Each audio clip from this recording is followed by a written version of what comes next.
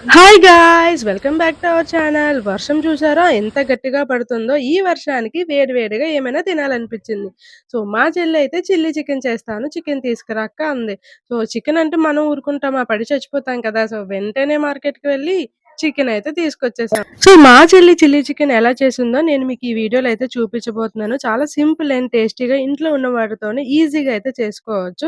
So, వీడియోని skip చేయకుండా చూడండి. ఫస్ట్ అయితే చికెన్‌ని నీట్‌గా క్లీన్ చేసి పెట్టుకోవాలి. అందులోనే ఉప్పు, పసుపు, కారం అయితే వేసుకొని, అల్లం వెల్లుల్లి పేస్ట్ అయితే వేసుకోవాలి.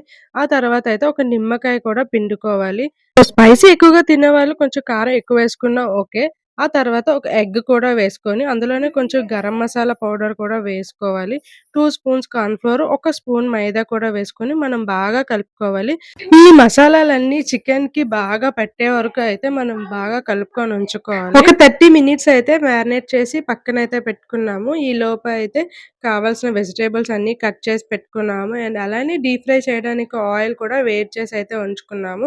ఇంకా ఆయిల్ అయితే వేడైపోయింది. ఇంకా మనం మ్యారినేట్ చేసుకున్న చికెన్ అయితే ఫ్రై చేసుకోవాలి. సో, మనకి బ్రౌన్ కలర్ గోల్డెన్ బ్రౌన్ వచ్చేంత వరకు వేయించుకోవాలి. సో, అప్పుడైతే లోపల చికెన్ కూడా బాగా కుక్ అవుతుంది. ఇంకా అదే కడాయిలో కొద్దిగా ఆయిల్ ఉంచుకొని ఫస్ట్ అయితే గార్లిక్ వేసుకోవాలి. గార్లిక్ బాగా ఫ్రై అయ్యాక మనం కట్ చేసి పెట్టుకున్న ఆనియన్స్, క్యాప్సికమ్ కూడా వేసుకోవాలి. బాగా ఫ్రై అవ్వాలి ఇవి కూడాన.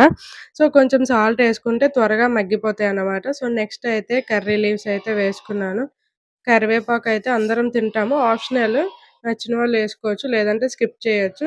సో, అవి బాగా వేగాక సోయా సాసు, వెనిగర్, కొద్దిగా రెడ్ చిల్లీ సాసు, కొద్దిగా టమాటా కెచప్ అయితే వేసుకోవాలి. బాగా కలుపుకోవాలి. బాగా మిక్స్ చేయాలనమాట.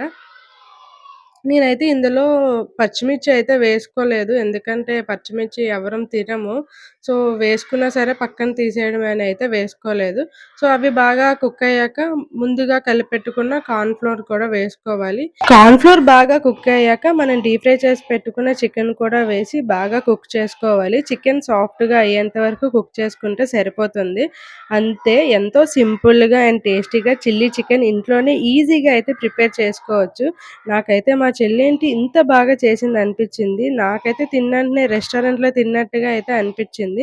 ఇంకెందుకు ఆలస్యం మీరు కూడా ఇంట్లో ట్రై చేయండి. చాలా అంటే చాలా బావుంటుంది. సో, ట్రై చేశాక ఎలా వచ్చిందో నాకు కామెంట్ చేయండి గైస్. నేనైతే కుమ్మేశాను. బాయ్.